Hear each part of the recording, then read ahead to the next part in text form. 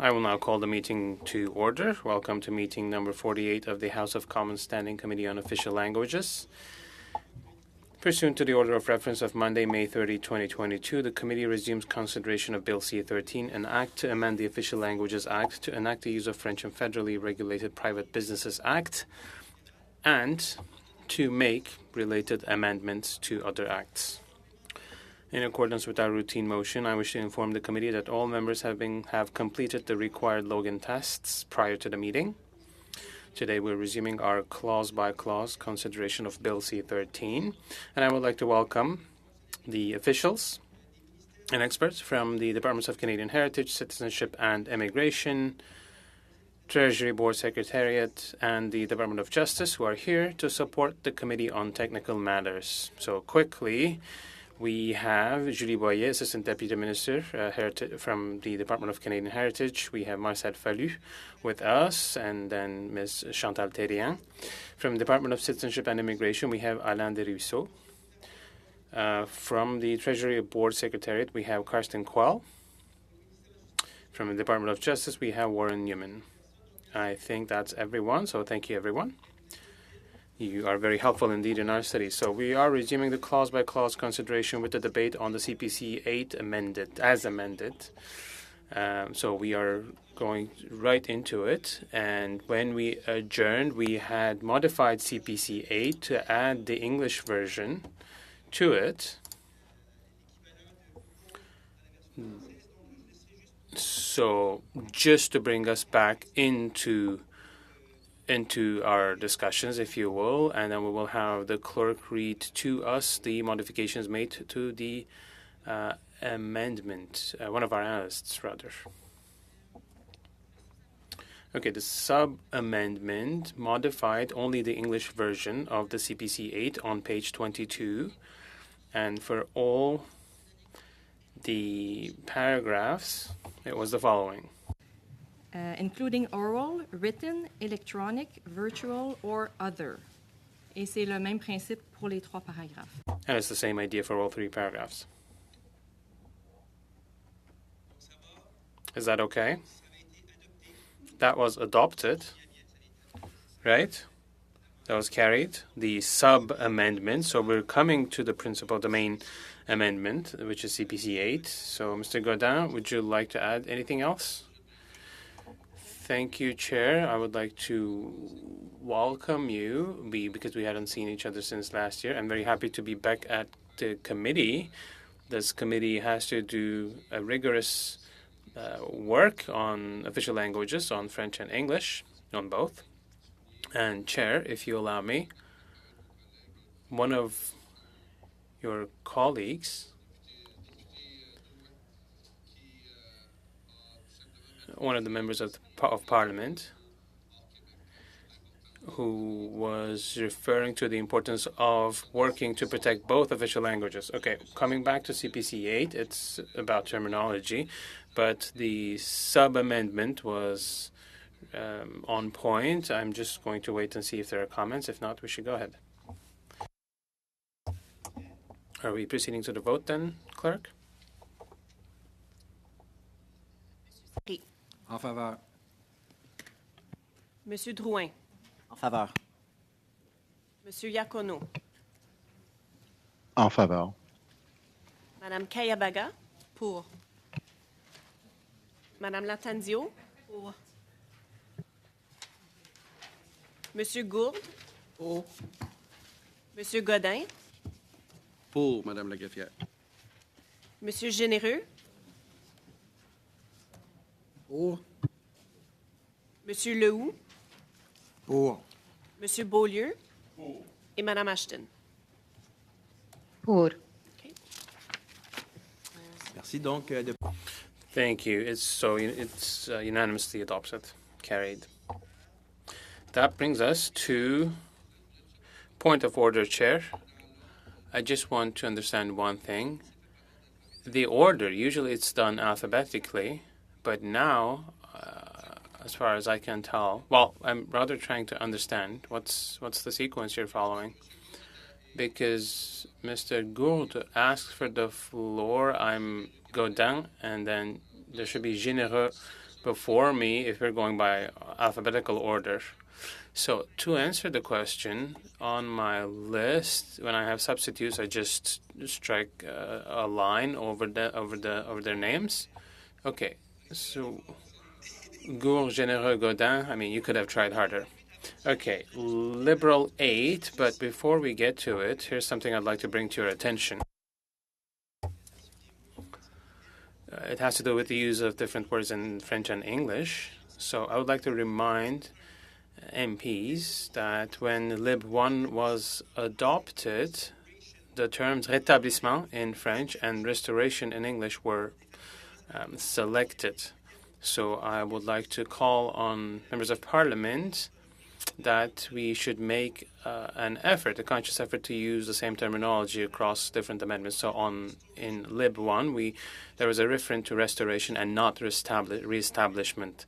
These are synonyms, but we have to keep using the same terms. So if Lib 8 is adopted, if it's carried, Lib 9 cannot be carried because it's the same, it's identical, and NDP 4 cannot be moved because then we would have two definitions for the same term. So if Lib 8 is carried, Lib 9 cannot be because it's identical, and then NDP cannot be either because then we would have two separate definitions for the same term. So Lib 8. Ms. Kayabaga. Thank you, Chair. I would like to move the amendment.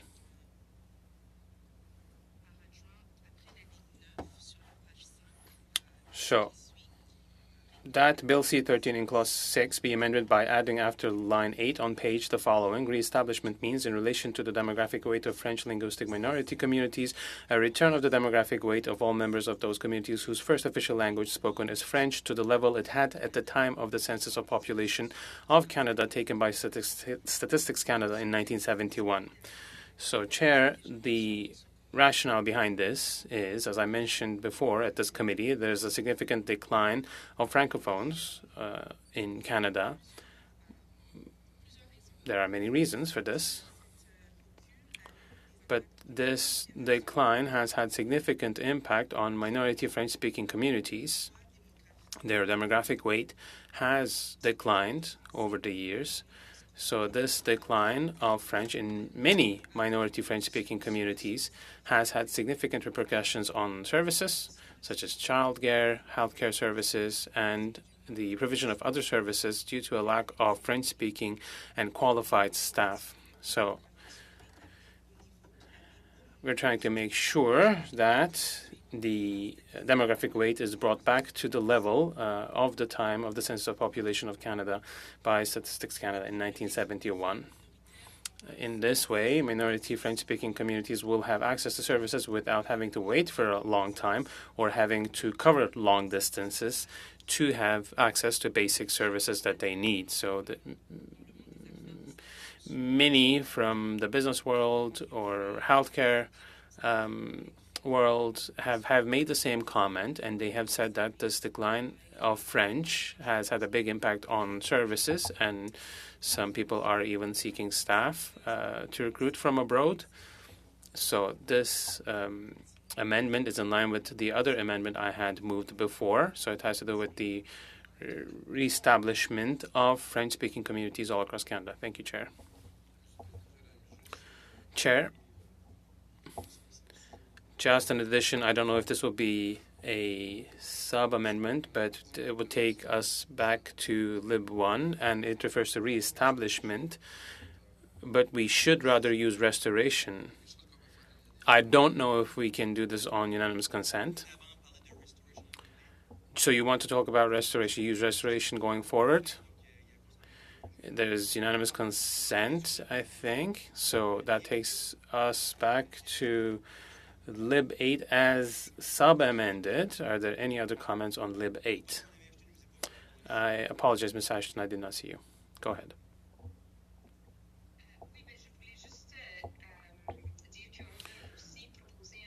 We also would like to move a sub-amendment in the same spirit as the one shared by my colleague, Ms. Kayabaga. But Just to strengthen it a bit further, maybe. So we want to add a percentage towards the end, 6.6% of the population outside of Quebec. I think this is in the same spirit as other proposals that came before this committee in the past.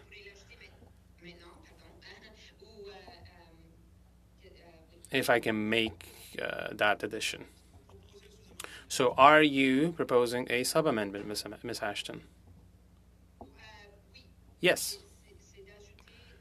To add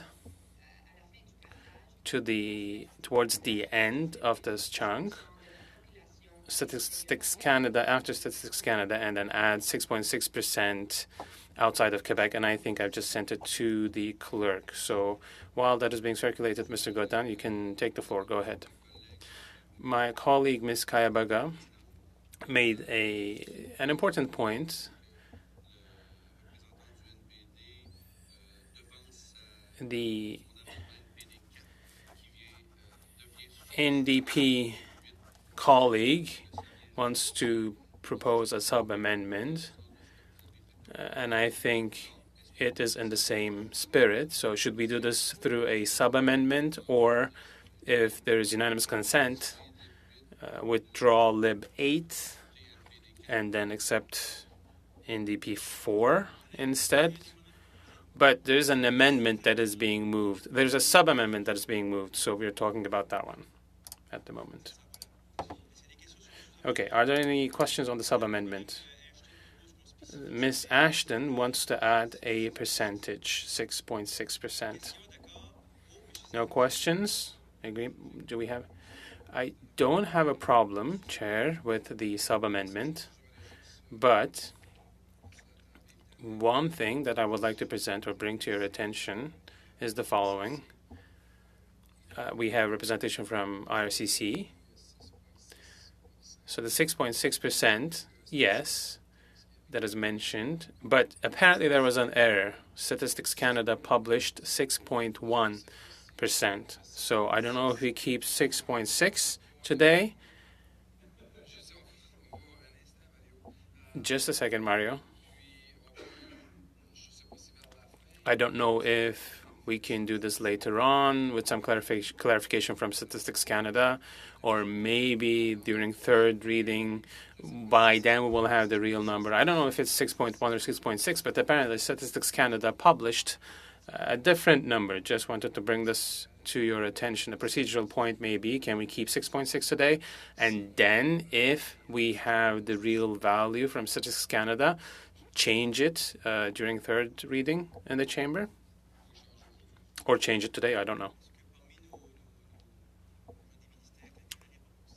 Can we have an answer from the department, from someone on that? Mr. Derisio? We verified this, and the census of 1971, which was the first one after the law on official languages was adopted, and that was also the first one to collect data on language use, official languages, the use of official languages.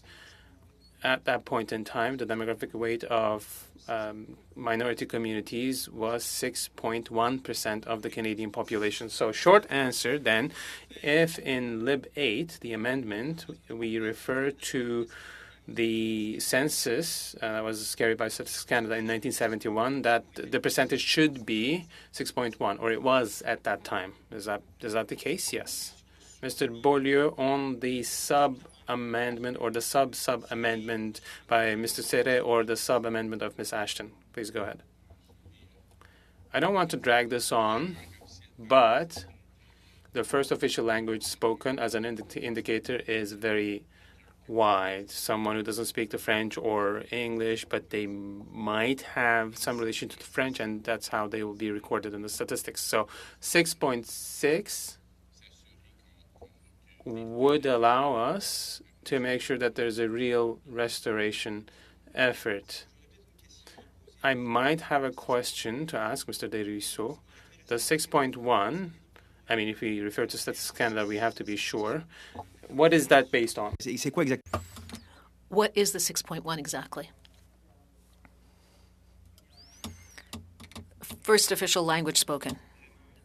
The primary official language. In other words, mother tongue, language spoken at home, knowing French. Any of the three. So to continue on the sub amendment by Mr. Sarai, because Mrs. Ashton is talking about Statistics Canada 1971. So it is a bill. So is there unanimous consent for 6.1? Mr. Godin. Chair, there seems to be some question as to the figure. No, there's no longer any doubt. Well, what we know is that there is Statistics Canada data. Now, I can rely on Mr. Desruisseaux, but to be cautious, I prefer to identify the Statistics Canada data. If it's 6.1, let's put 6.1. If we discover that it's 6.6, it'll be 6.6. But let's not put a figure in today. I am not assured that it's 6.1 or 6.6 today, right now. So I would simply put Statistics Canada reference with the specific elements so that we extract that figure. You're talking about mother tongue? First language. That's either 6.1, 6.6. Let me suspend for a few moments.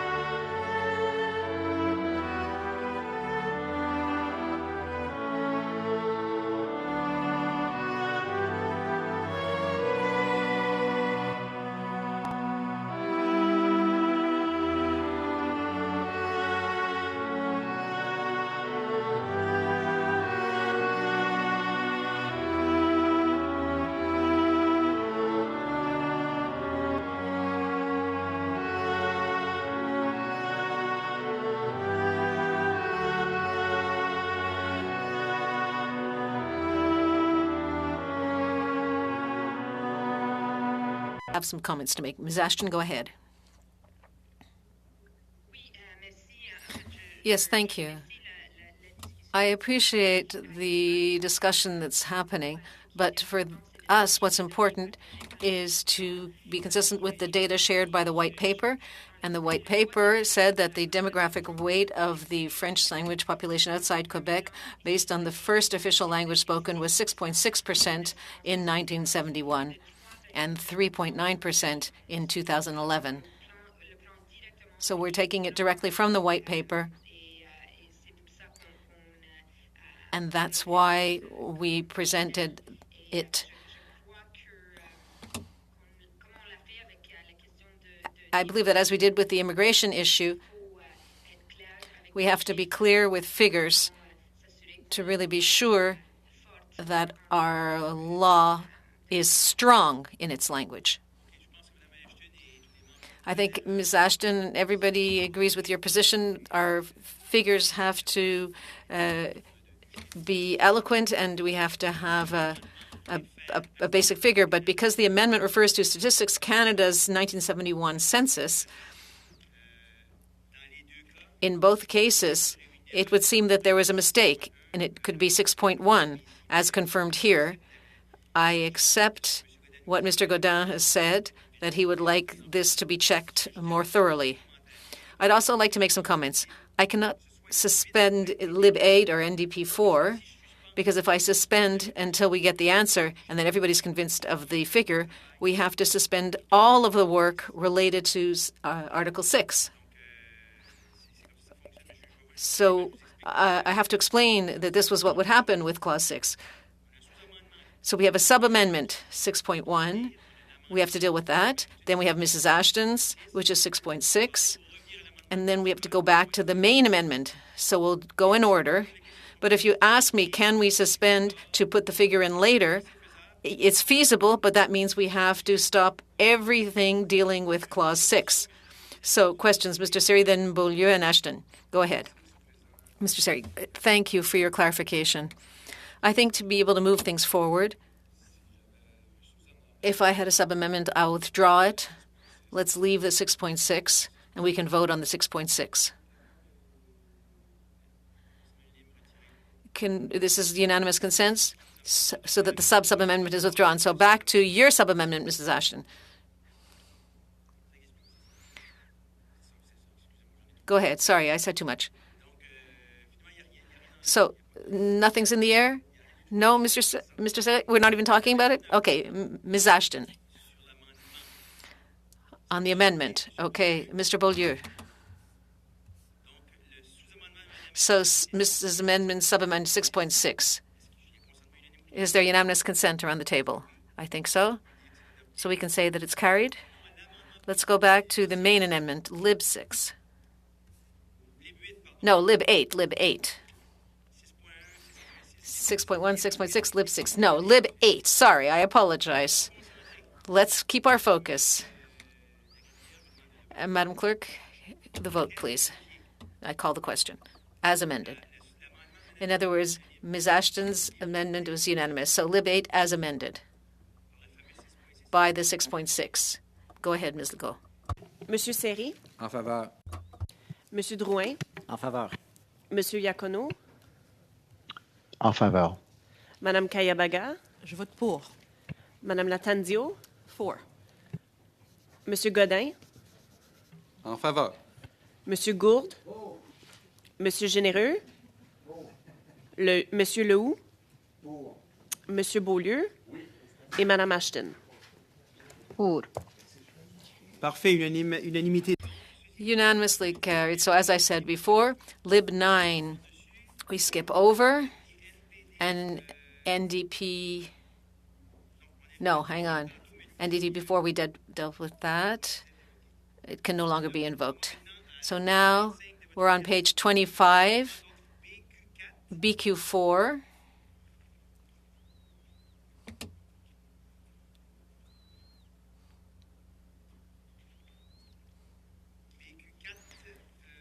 BQ4, Mr. Beaulieu. Microphone, please.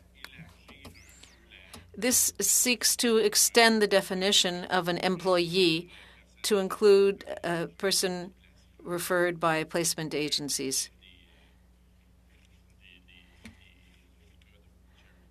In terms of other cases such as We Charity, and to not exclude volunteer workers either, if there is a role in which they have to use French. Any questions about BQ4? Mrs. Ashton.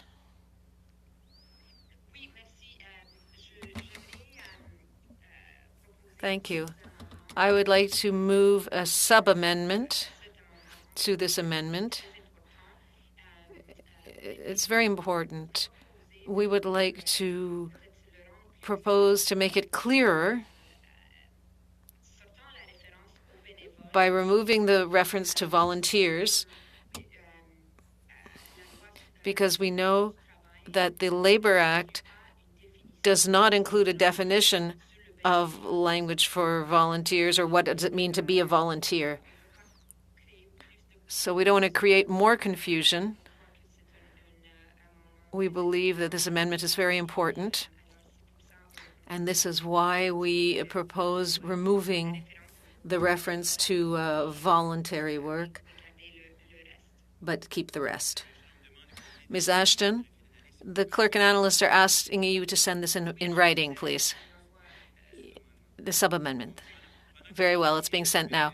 While it's being sent on the French side, we would remove the sentence where it says the equivalent of a person who performs voluntary work for an employer. That would be removed with a similar line in French. Mr. Serre? It's been sent. Mr. Serre? Chair, can I ask for some clarification from the Treasury Board regarding the definition of the Labor Code? Because, of course, I agree with Ms. Ashton in terms of volunteers, but their co-employers, I would like Treasury Board to clarify if the definition here is consistent with the Labor Code, or are there any other issues here? Go ahead. What I can say is that at this point, we're not sure what impact this amendment will have on the interpretation of the Act. Right now, we don't have any definition in the Act, and the proposed definition here is not consistent with the definition in the Canada Labour Code. It's broader. People in management are included. Right now, people who are not covered under the language rights law in terms of employees. So this would be a change, and we're not sure what impact this would have on the interpretation of the Act. And this creates inconsistency with the legislation which defines employees, and that's the Canada Labour Code. Thank you, Mr. Quayle. Mr. Gaudin, then Mr. Beaulieu, Madame Latanzio. Thank you, Chair. We've just heard Mr. Quayle, who is saying that he's not sure. Well, the fact that a volunteer involved in an organization wouldn't have a choice of language of communication makes me uncomfortable.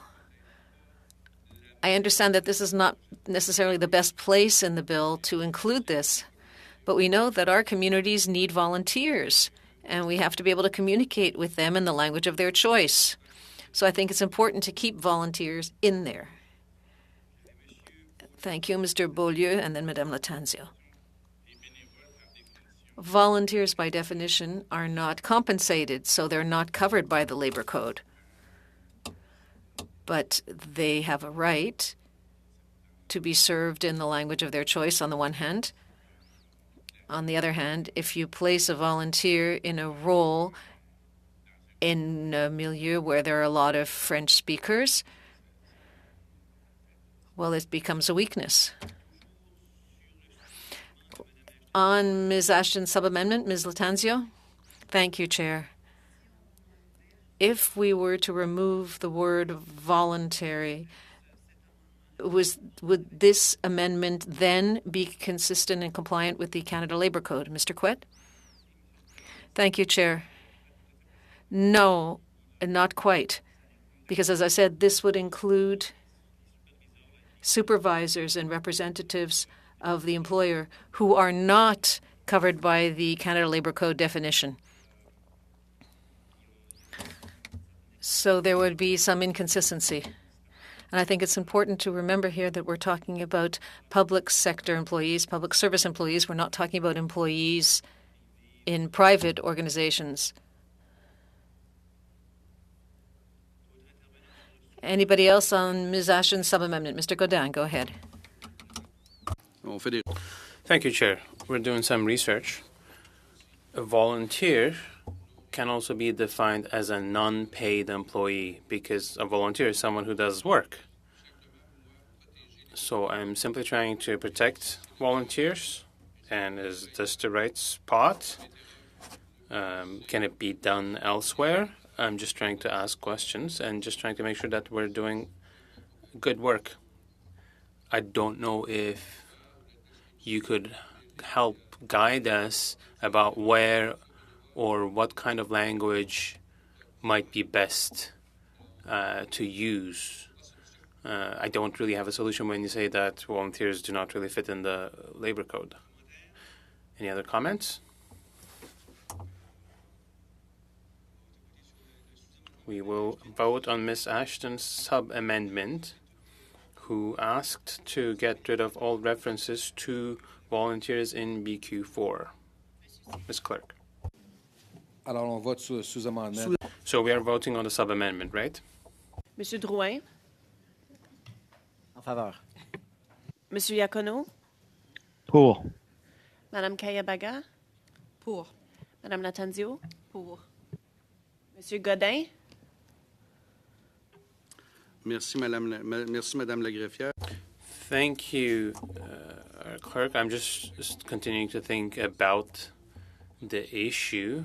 Despite my willingness to protect volunteers, volunteer work overall, and its organization is also important, and I don't want to really short-circuit the deliberation, so I will vote in favor in solidarity. Monsieur Lehoux, Monsieur Beaulieu, Madame Ashton. Donc, le sous-amendement... So the sub-amendment is done. We're coming back to the main amendment, BQ4. Anyone else? Your mic is on. I don't know if it's signed that you want to take the floor. Okay, so we're going to our clerk for the vote on BQ4 as amended. Contre. Monsieur Drouin, Contre. Monsieur Iacono, Contre. Madame Kayabaga, Contre. Madame Latanzio, Monsieur Godin, Pour. Monsieur Gourde, Monsieur Généreux, Pour. Monsieur Lehoux, Monsieur Beaulieu et Madame Ashton. Pour. Pour. Donc, 5 nays, 6 yeas. So BQ4 is carried as amended. That brings us to, if we follow our amendment package, we are now at NDP 4. On page 27, we also have CPC 9. CPC 9, Mr. Godin.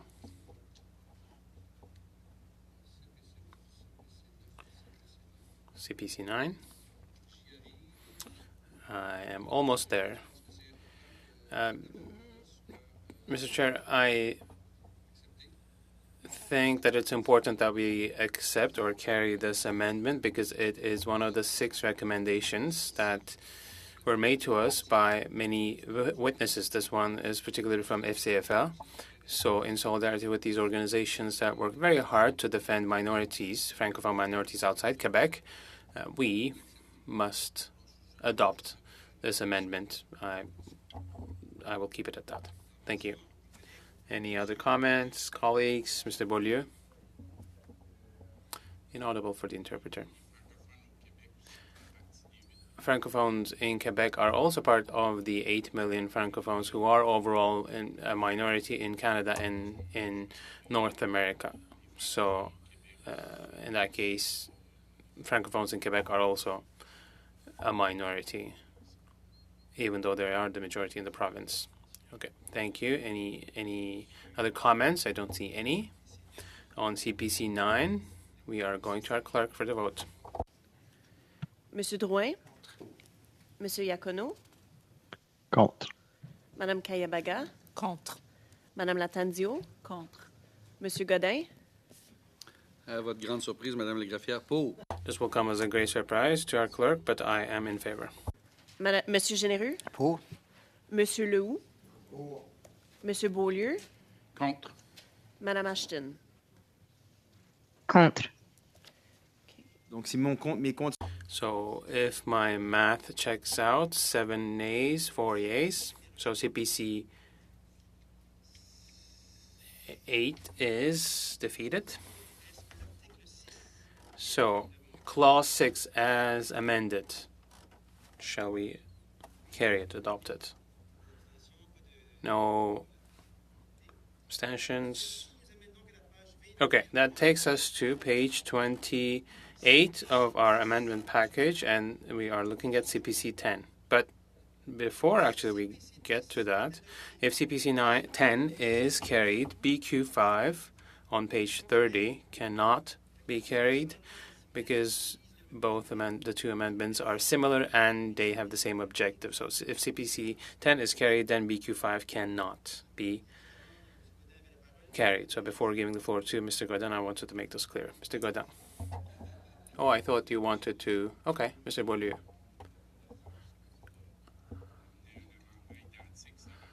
We wanted to bring forward, well, this is actually an identical amendment. This comes from the government of Quebec, so we are in favor.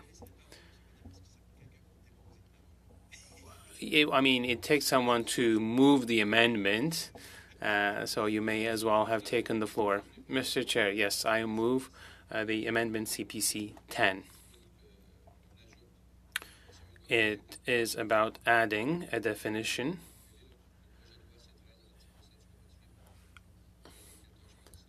and that Bill C-13 in Clause 7 be amended by adding after line 13 on page 5 the following: language rights are to be interpreted so as to take into account the official language's dynamic in each province and territory. I think it's very clear, Mr. Chair, so I'm not going to take any more of your time. Any questions on that, Ms. Latanzio? Thank you, Chair. I did carefully read the wording, and clearly a provincial law cannot apply to federal law. So I am concerned that the addition of this bit of language could have consequences when it comes to interpretation or unexpected situations in any case. So Ms. Boyer, the Department of Justice, if you could maybe give us some clarification on this wording. Thank you, Ms. Latanzio. Here we are actually looking at the legal interpretation principle on language rights, and there are 3 that are identified. Language rights should be interpreted in a large and liberal manner in their field of application. They should be interpreted in line with their remedy qualities. So these 3 principles of interpretation are based on the jurisprudence established by the Supreme Court. So this is already in the jurisprudence. But what we're looking at here is not the same thing. It doesn't match. We are moving away from the established jurisprudence by the Supreme Court if we go by this amendment. And there are also other references to the same principles in the law. Thank you. Mr. Beaulieu. We adopted a similar motion in the preamble, and equal rights to unequal groups is what we're looking at. So we have to take into account the linguistic dynamic in each province because an English-speaking minority do not have the same needs as a Francophone or Acadian community. Thank you, Mr. Beaulieu. Ms. Ashton. Can you please lower your mic? On our end, we will be against this amendment because for certain provinces, such as New Brunswick, this might be problematic. Any other comments? Mr. Garneau? Thank you, Chair. I want to simply understand what this language actually means. What's a legal interpretation that could be brought forward? What exactly are we talking about? I don't know if Ms. Boyer can respond, or Mr. Newman.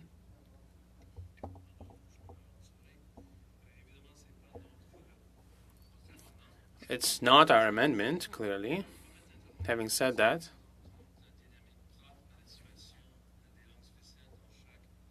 the language dynamic in each province and territory, or rather when you say take into account the official language dynamic in each province and territory, what I understand is that when language rights are implemented, that the realities in each province and territory should be taken into account. This is what I make of what's being proposed. Now, is it necessary to add this to Clause 3? You've heard Ms. Boyer on this point already. In the preamble, there's already a reference to this. So I think I will stop at that. Mr. Beaulieu and then Ms. Lattanzio? No? Mr. Beaulieu then.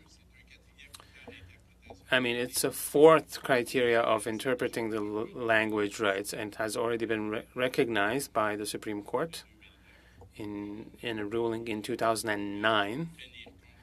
And it was mentioned that the circumstances of different language communities should be taken into account, be it Francophone communities, Acadian communities, or minority English-speaking communities. So I don't really see what sort of a problem this might cause. Mr. Serre and then Mr. Godin. Mr. Chair, we recognize this already in the preamble. So there's a reference to each province and territory. It's already done. And here we refer to the three principles as put forward by the Supreme Court. So I think I will vote against because it's already in the law, in the bill. And this is a step further than the jurisprudence of the Supreme Court. It goes beyond the three principles that have already been identified. Thank you, Mr. Serre. Mr. Godin. Thank you, Mr. Chair. Mr. Garneau was asking a question about interpretation. I think Mr. Newman had a good answer to that. It is about considering the reality on the ground.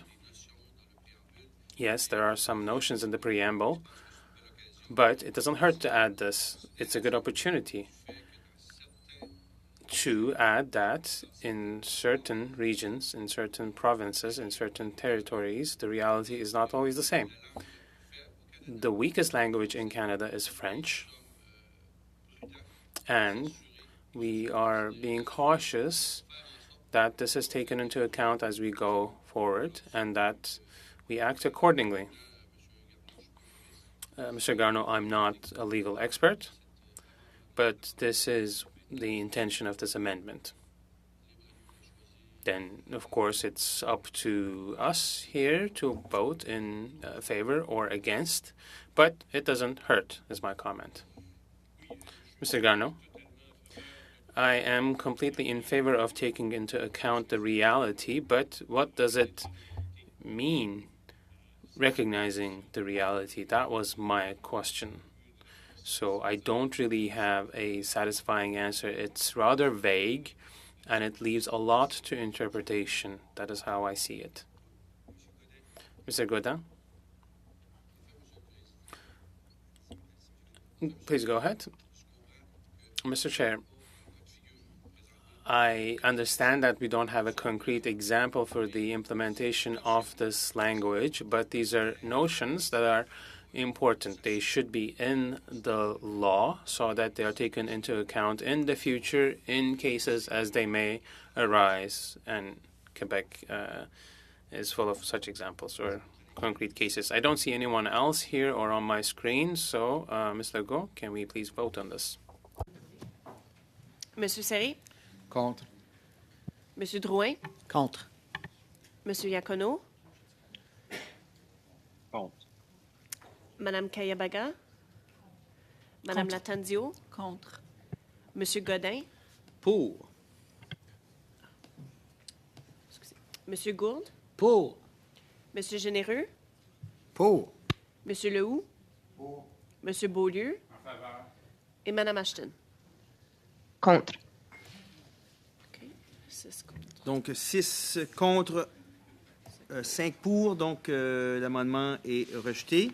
Ça nous amène donc So 6 to 5, so it's rejected. Now next, Lib D, page 29, Ms. Latangio. Given the vote that we've just seen, and this is already in the Act and in preamble, that no provincial or territorial legislation mentioned in the current Act would be used as an interpretation tool, so I will remove I will withdraw Lib 10. Thank you very much. Page 30, BQ5. Mr. Beaulieu, before you take the floor, if BQ5... No, actually go ahead. CPCD was not, wasn't adopted, so go ahead. BQ5 is free. Go ahead, Mr. Beaulieu. So we have a new BQ5.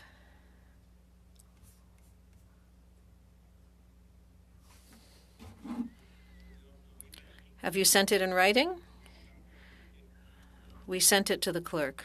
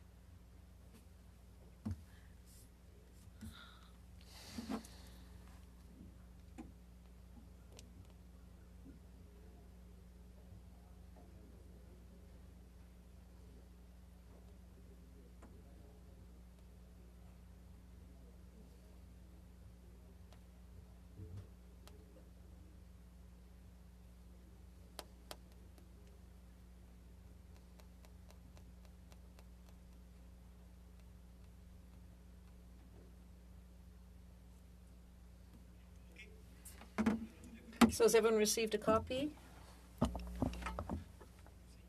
of BQ5? Do we still call it BQ5?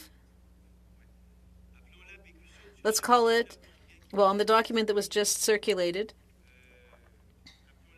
let's call it BQ5 sub 1. BQ 5.1. Mr. Beaulieu, go ahead. Microphone, please. Language rights are to be interpreted by taking into account that French is in a minority situation in Canada and North America due to the predominant use of English, and that the English linguistic minority community in Quebec and the French linguistic minority communities in the other provinces and territories have different needs. It seems to me to reflect reality, and I think that one of the problems that we've had in the past is that the Official Language Act, well, we don't want it to be applied equally for everybody across the board. So I think for the first time in 50 years, the government has recognized that French is in decline, and there is a particular situation of French, and so this reflects that change. Any comments? Mr. Serret, could we suspend so that I could look at this in greater detail? Very well. We'll take a few minutes to analyze BQ5 sub 1. So call it 5.1 so that there's no confusion. So I will suspend for a moment.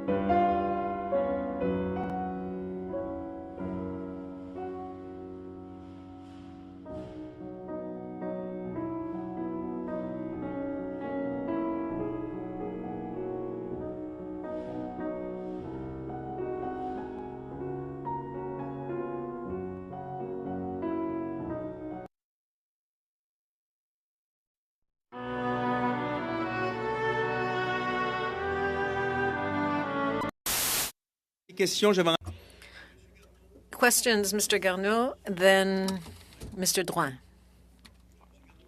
Mr. Garneau, you have the floor. We're talking about BQ 5.1. Thank you, Chair.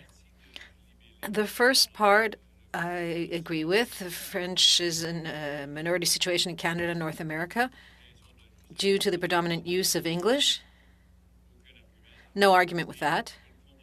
I do not understand what the English linguistic minority community in Quebec and the French linguistic minority communities in the other provinces and territories have different needs means. I would like to have an interpretation of what this means, please. From Heritage? Well, from the experts. Ms. Willie, thank you very much.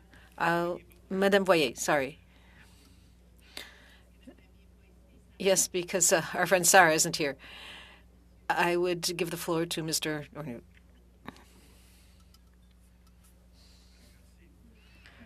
Thank you.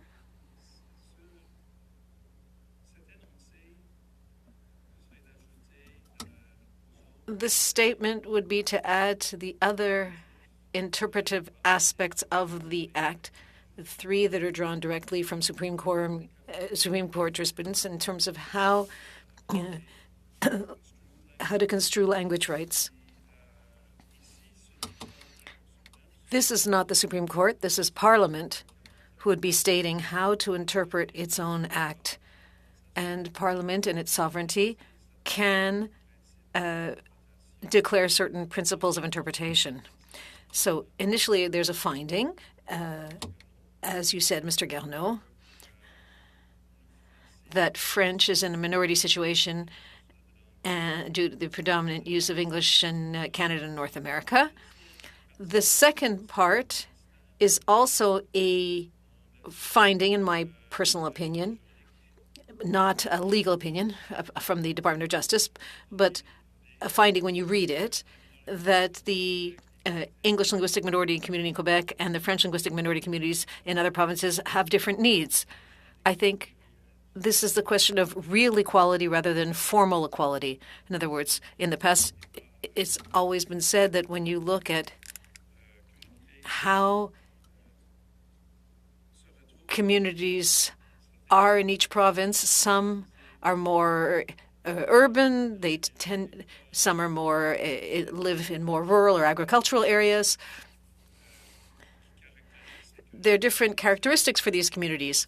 And that's why in the 1988 Act, it mentioned the requirement to take into consideration the unique aspects of each community in terms of provision of services.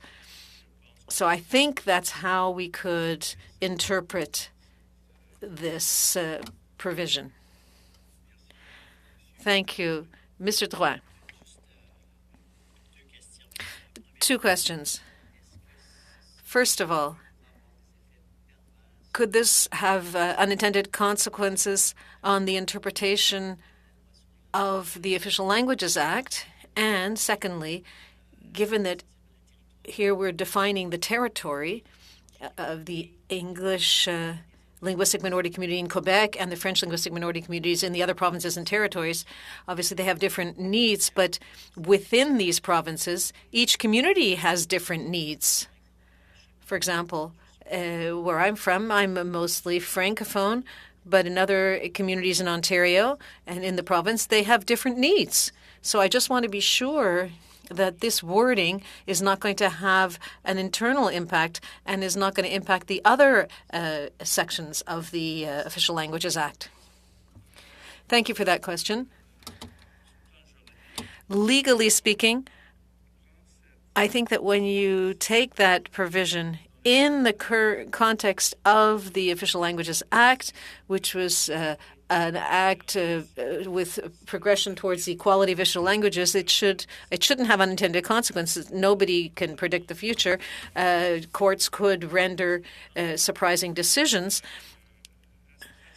But prima facie, there's nothing in the wording that would seem to be harmful to the objective of the Act, which is to advance language laws and the development of minority linguistic communities. Je vois pas d'autres interventions.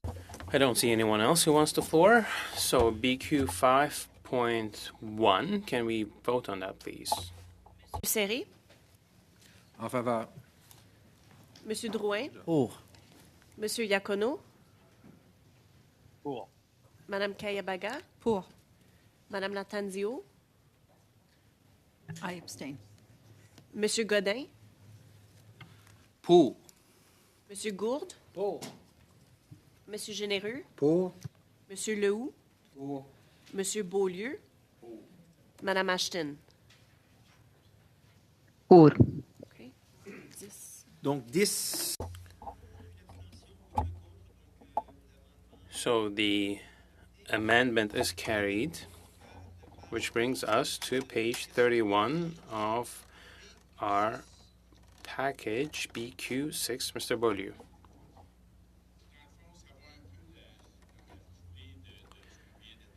This follows what has already been carried. There's an addition. It says, for greater certainty, the implementation of this act shall be carried out in accordance with the jurisdiction and powers of the provinces and the territories, including with the Charter of the French language.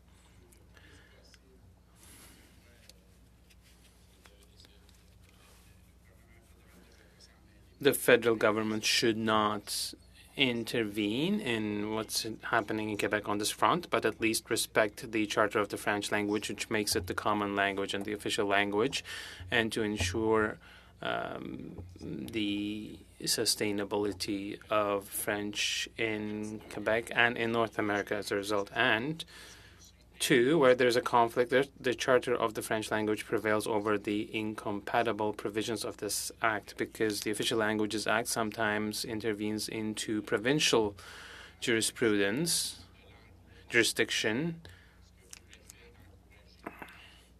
for instance, encouraging newcomers to focus more on English rather than French. So we just want to make sure that the Charter of the French language applies in these circumstances so that we can integrate and Francisize newcomers in a way to maintain the demographic weight of French speakers. Thank you, Mr. Beaulieu. Sometimes during a clause-by-clause consideration, the chair is in a position to rule on the admissibility. And in this case, since this amendment aims to amend the Official Languages Act, and in terms of a conflict, the Charter of the French language should prevail according to the amendment over federal legislation.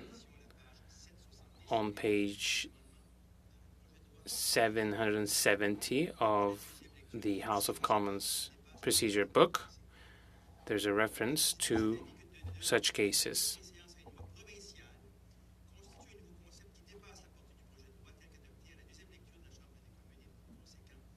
So as a result, I declare this amendment unfortunately inadmissible.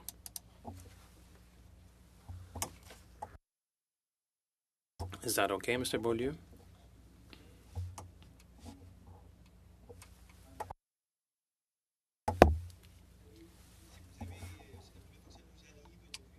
It's the first time that we've had this sort of intervention from the chair, but you can challenge the chair's decision. Well, this has to do with the second paragraph. We are talking about BQ6, the entire BQ6, the amendment, right? I consider this amendment to be inadmissible, so if there are no other comments, I will challenge your decision. Perfect. So the decision of the chair is challenged. We are going to vote. So we're voting to keep or not the decision by the chair. Are we keeping the chair's ruling or not? So we are voting on that. Just to clarify it once again, the question is, should the decision of the chair be maintained? Je suis en faveur. Monsieur Drouin, En faveur. Monsieur Iacono, En faveur. C'était en faveur? On vous entend très mal, Monsieur Iacono. Oui. OK, je l'ai vu. En faveur. Madame Kayabaga, Absolument en faveur. Madame Latanzio, En faveur. Monsieur Godin, En faveur. Monsieur Gourde, Monsieur Généreux, En faveur. Monsieur Lehoux, Monsieur Beaulieu et Madame Ashton. En faveur. OK. 10 à 1. Donc, la décision de la présidence. So the decision of the chair is maintained. That takes us to page 32. Apologies. Before going to BQ7, so clause 7 as amended, is it carried? Is it adopted? No, okay, unanimously. Now we are on page 32, BQ7. Is that the case?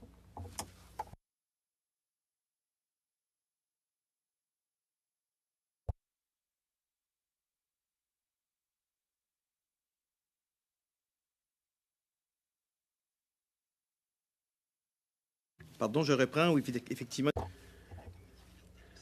So we adopted clause 6 as amended. So now clause 7 as amended. Okay, no one is against. Unanimous consent. So clause 8. I need to concentrate more today. Apologies. Okay, yes, unanimously. Clause 9. No one is against. No one abstains. Carried. So clause 10 then. No one is against. No one abstains. Okay, unanimously carried. So BQ7 now on page 32 of our amendment package. BQ7, Mr. Beaulieu. Point of order, Mr. Chair. We are at clause 10. We adopted clause 10, but in BQ7, does it not have to do with 10.1? But if we adopt our clause 10, it's an addition? Okay. Okay, thank you. Through you, Mr. Chair. Thank you. Mr. Beaulieu, please go ahead on BQ7.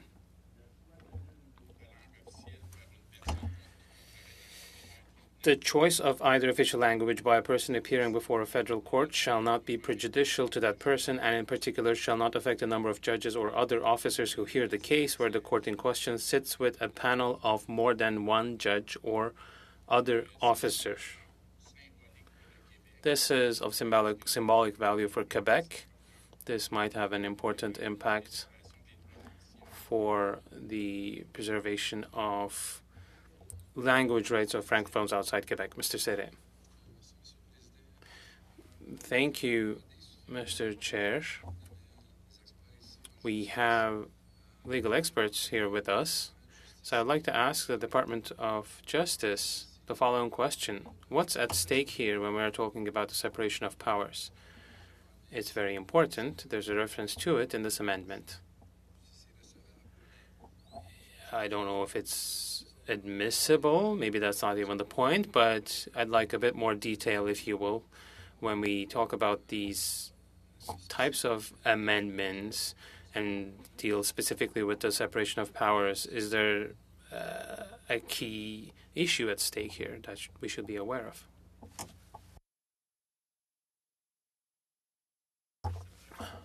So the principle of the separation of powers is a fundamental principle in our constitutional system.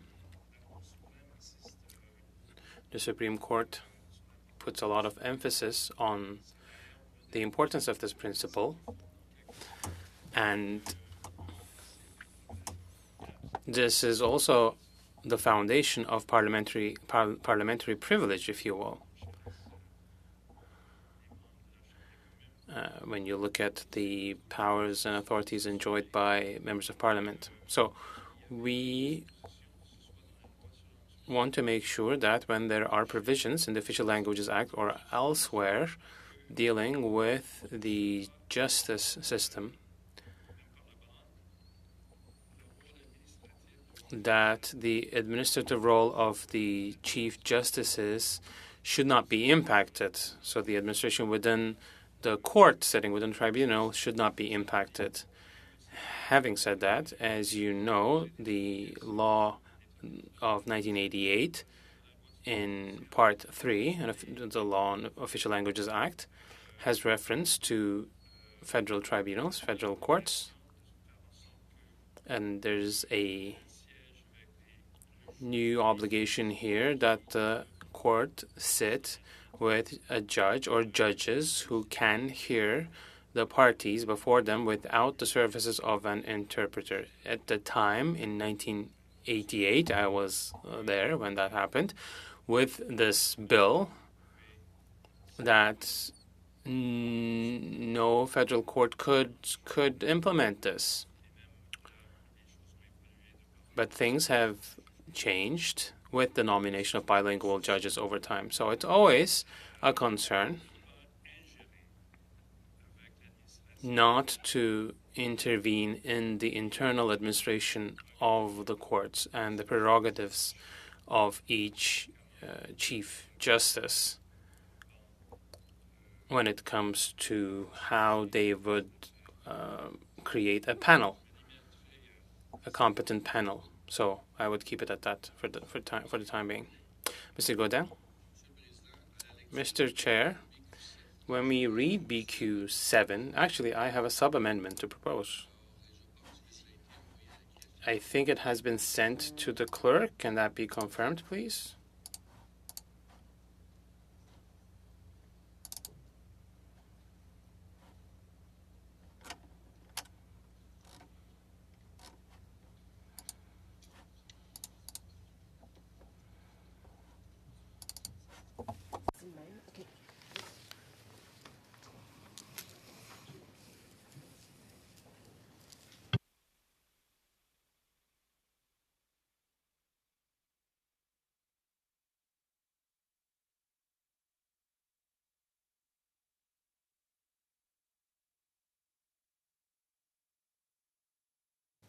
Je peux donner une copie? OK. Tout le monde semble l'avoir. It looks like everyone has a copy.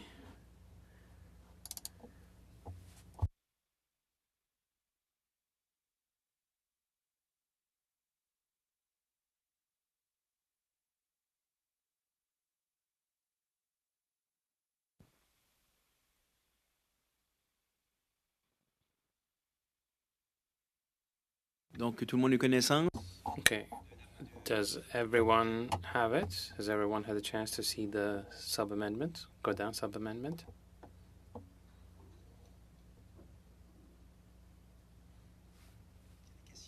Are there questions? Mr. Godin? Thank you, Mr. Chair. I don't know if Ms. Ashton... it looks like we've lost Ms. Ashton, so we're going to suspend until she comes back.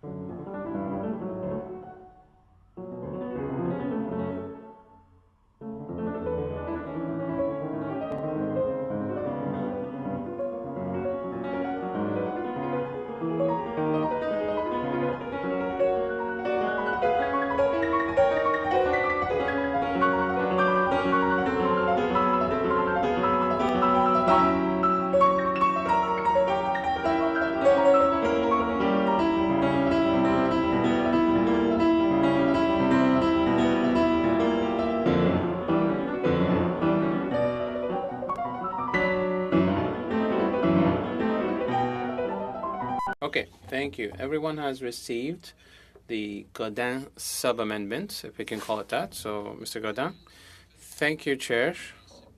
I think we don't want to cause any prejudice to Canadians in judicial proceedings.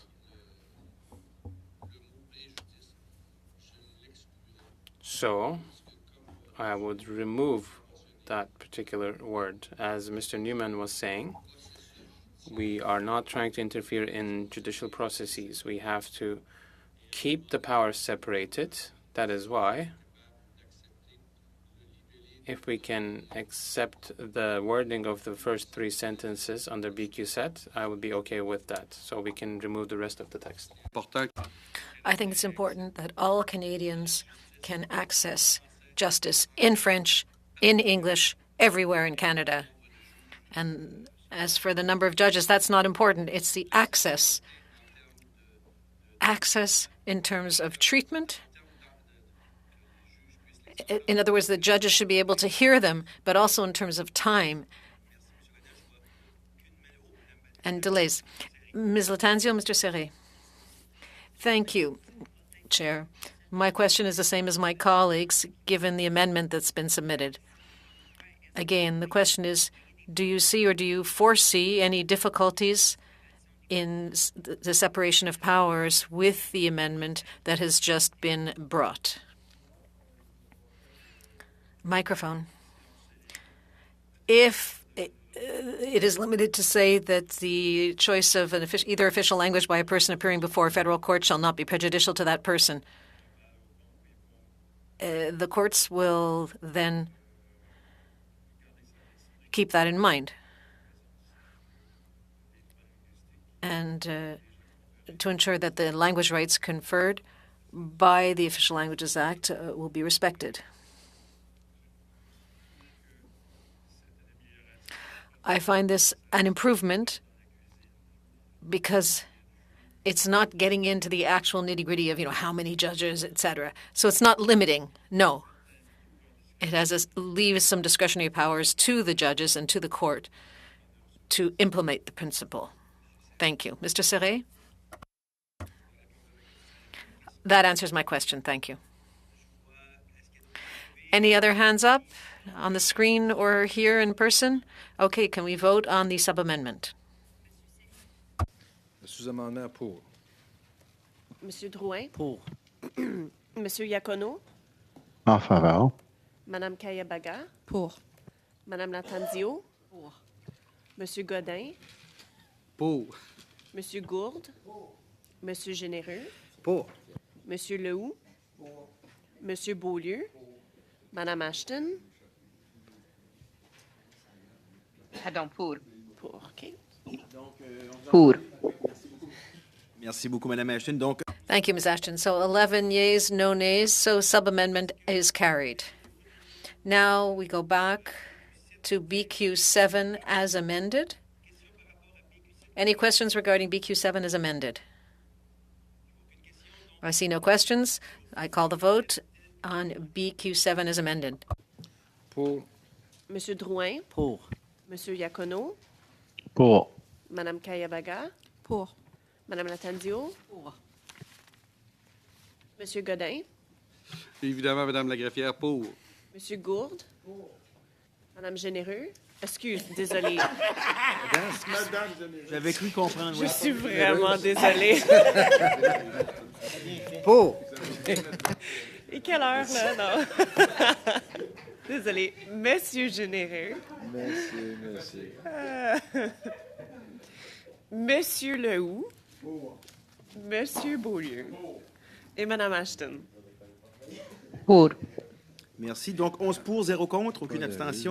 11 yeas, 0 nays, abstentions.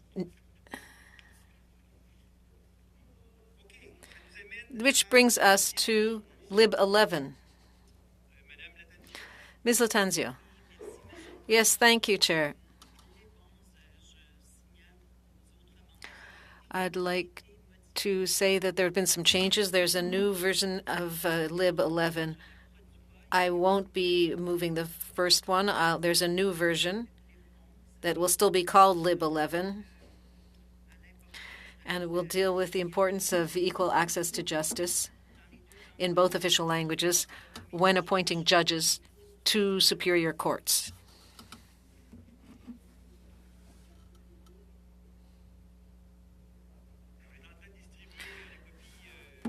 The hard copy of Lib 11, of the new Lib 11, is being circulated. Yes, we'll suspend while the document is being circulated. If you're on Zoom, you have it on your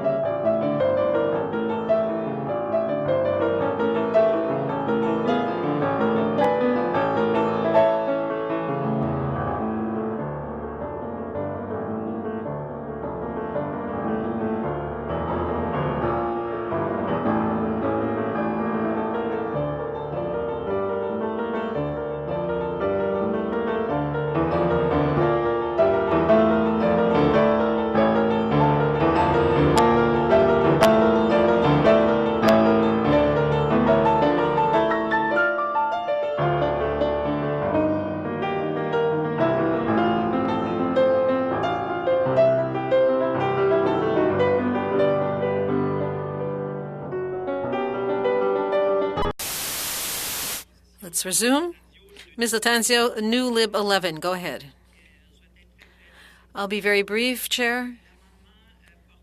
The amendment is a fine opportunity to promote and protect French outside of Quebec also, but most importantly is the principle of equal access to justice.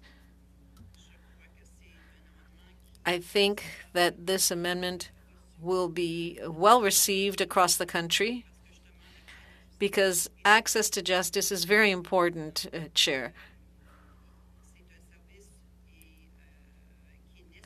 It's a necessary service, and so it's an opportunity for the federal government to take into consideration equal access to justice in both official languages when appointing judges to superior courts.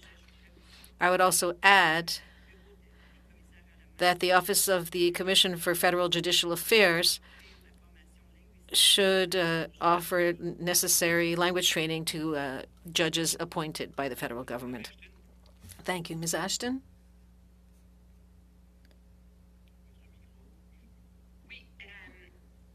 Microphone? First of all, I have to say that this amendment very much reflects our Manitoba in a reality in Manitoba, a community with a large Francophone community. And we know, thanks to the work of French-speaking lawyers across the country, but more specifically here in Manitoba, we know the situation is very dire. We have no judge in a position to preside over a court in French. This is unacceptable. It's not theoretical. It's the reality of where I'm from, and this has to be changed. I have a question to the team that's here. Could you clarify something, please?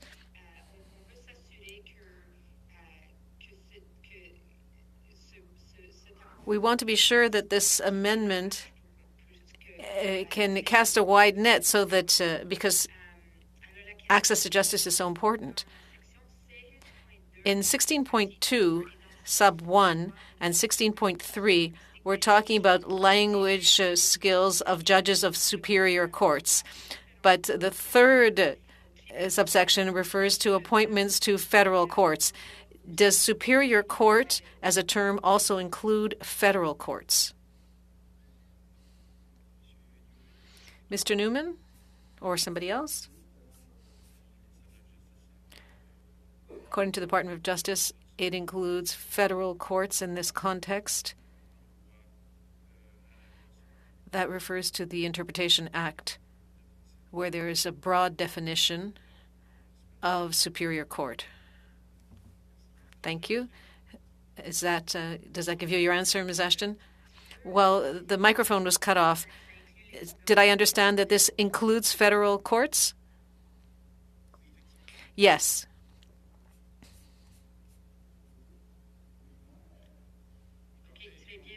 Very well, thank you. It's important for us for this to happen. Thank you. Thank you, Ms. Ashton. Mr. Beaulieu. I would tend to be against this because I think that this is going to involve, and you can correct me or if I'm wrong, it's as though we were requiring Quebec to ensure that all judges of federal courts in Quebec require knowledge of English for all judges. Whereas there are, 9% of Anglophones. So sometimes it's already difficult enough in the other direction to have equal access to justice in French. So from what I'm understanding, am I understanding this correctly? This doesn't specifically say this, but this implies that all judges in Quebec would have to be bilingual, so they'd have to know English. Mr. Newman? According to the way the text is written, it is to be considered. They have to consider the importance of equal access to justice. They have to take it into account. There is still discretion in terms of how many people who are applying to be judges, how many should have to be required to be bilingual or not. It's when justices are being appointed to Superior Court and not for appointments that are in the purview of the Quebec government. Mr. Godin, I'd like to ask Mr. Newman a question. Ms. Ashton mentioned that in Manitoba there may be a problem of access to French language courts. Bilingualism of judges is not necessary. What's important is for Canadian citizens in Manitoba who are Franco-Manitobans can access justice. Would it not be limiting to have a requirement to be bilingual to be a candidate? In order to answer Ms. Ashton's questions, the importance is to be able to access justice in French if you're Franco-Manitoban. Mr. Newman?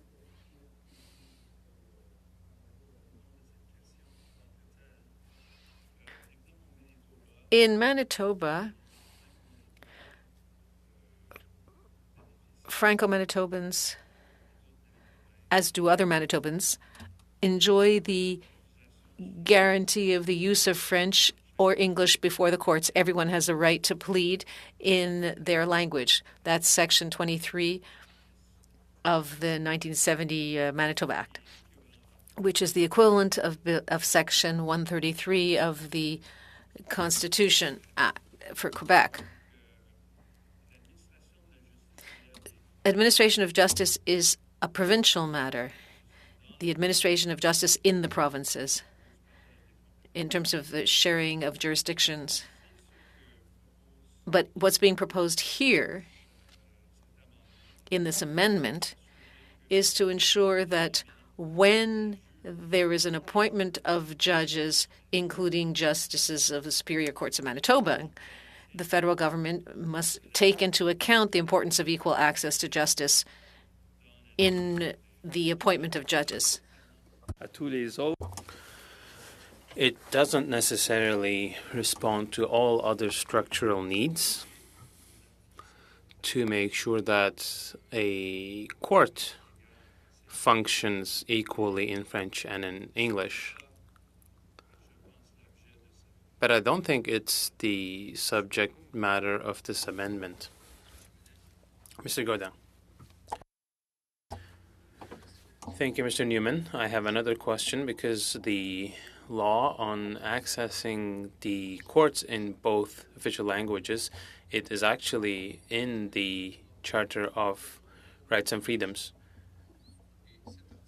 So this clause does not make sure that Francophone judges will respond to the needs. We can talk about Manitoba, but all other provinces and territories as well. So is it necessary for a judge to be bilingual to be able to respond to the specific needs of Francophones in Manitoba?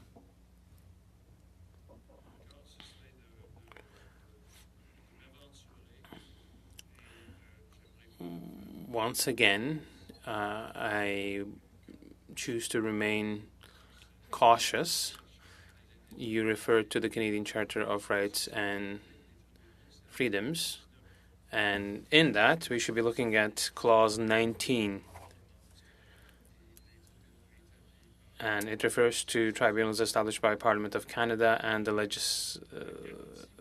legislation in New Brunswick. So the guarantee for Manitoba comes from another piece of legislation, the 1970 Act on Manitoba. And when it comes to jurisprudence, these are equal guarantees. And language rights in Manitoba has to conform to this legislation. So in Manitoba, in New Brunswick, at the federal level, in Quebec, there is a constitutional right to use one or the other language. And in Part 3, in addition to other parts of the legislation, it tries to establish this constitutional minimum by adding other rights as well. But it doesn't necessarily go to improve the situation in each province and territory.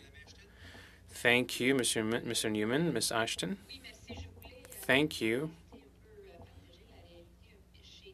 I would like to share the reality here with you and why we support the content of this amendment.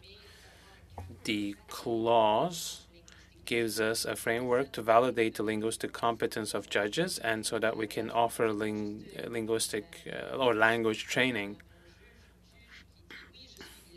It's not about having a judge who says, yes, I'm bilingual, but we should also be able to evaluate this, offer courses with the final objective of having that person presiding in French. And in Manitoba, we don't have a judge who is presiding in French.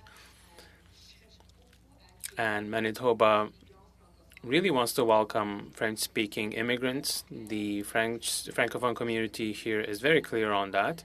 So the last thing we would want as parliamentarians is welcome so many immigrants by telling them you will have rights to the full suite of Canadian rights, but in reality, in Manitoba, this will not apply in relation to justice.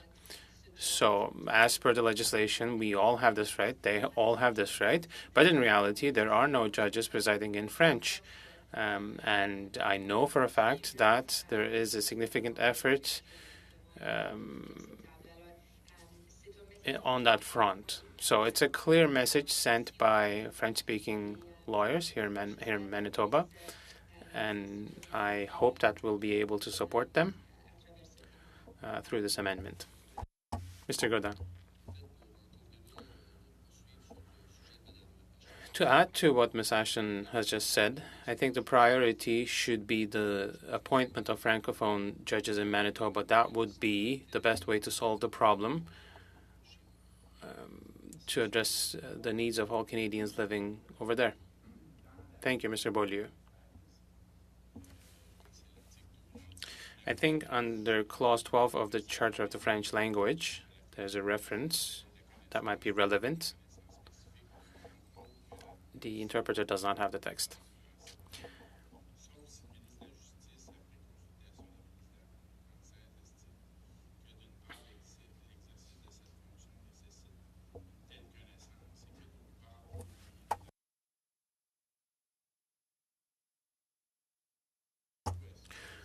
So Do you think that this amendment contradicts with this provision? No, because this provision of the Charter of the French language is about the appointment of judges by the government of Quebec for the courts in Quebec, and not about judges being nominated to superior courts. So the role of a Minister of Justice, which is contested by Quebec, by the way, but the role of the Minister of Justice in this case applies to the appointment of judges by the government of Quebec and not by the federal government. So there is no conflict, there is no incompatibility. Thank you. Ms. Latanzio. Before going to vote on this, I just want to add the following. I think the amendment was presented in line with the spirit of the legislation. So I believe that we should seize this opportunity to promote the beautiful language, the beautiful French language, even outside of Quebec, and to give the possibility to French speakers outside of Quebec to have access to justice, as they should. Thank you. I don't see any other hands up on the screen, so we're going to vote on this. We're voting on the new Lib 11. Monsieur Drouin, En faveur. Monsieur Iacono, En faveur. Madame Kayabaga, Madame Latanzio, Monsieur Godin, Contre. Monsieur Gourde, Monsieur Généreux, Contre. Monsieur Lehoux, Contre. Monsieur Beaulieu et Madame Ashton. Pour. Donc 6 pour et 5 contre. So the new Lib 11 is carried.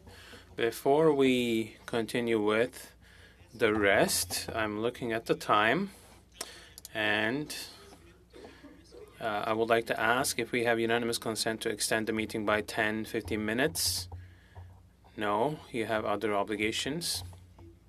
Okay, then before we wrap up, I would like to talk about the request for travel budget. I'll let our clerk do that. Are we going in camera to do that? So everyone out?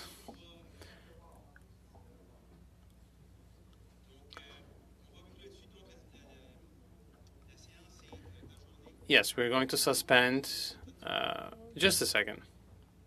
Just a second.